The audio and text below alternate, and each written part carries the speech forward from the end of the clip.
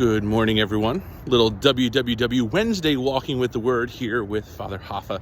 I just want to say in the past week especially, there's been a number of people who have reached out and who have said thank you for WWW Wednesday Walking with the Word.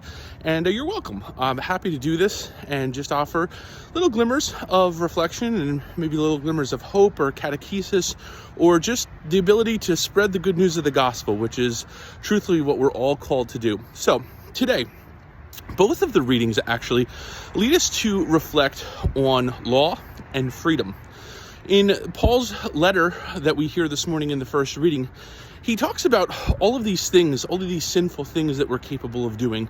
He talks about all types of immoral stuff. And he says, there's rules against that. And why do we have rules? Well, the reason why we have rules is to be able to keep us safe and to be able to help us to be free. And he says, all of these things, he says there's rules against them. He says, but I'll tell you what, there's not rules against doing good stuff.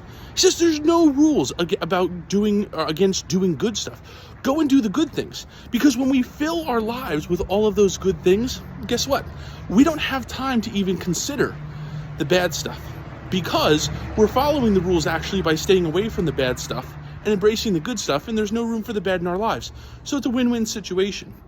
Jesus continues in this conversation that he's been having in the Gospels with the Pharisees, and he says to them about making sure that the inside is right and stop worrying about only what people see on the outside.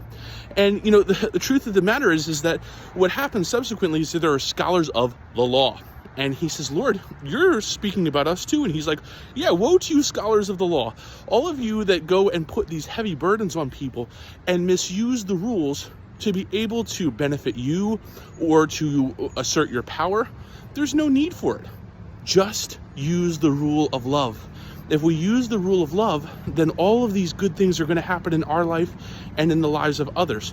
But if we focus instead on doing all of these things that allow harm to ourselves, guess what? Harm is going to continue to befall us. But if we follow the law that brings us freedom, then we are going to have the most beautiful experience of this life that we are called to have and that God wants us to have. And so, as we reflect on these two readings today and we're walking with the Word, think about this. How much time do we allow ourselves to give into doing what we shouldn't?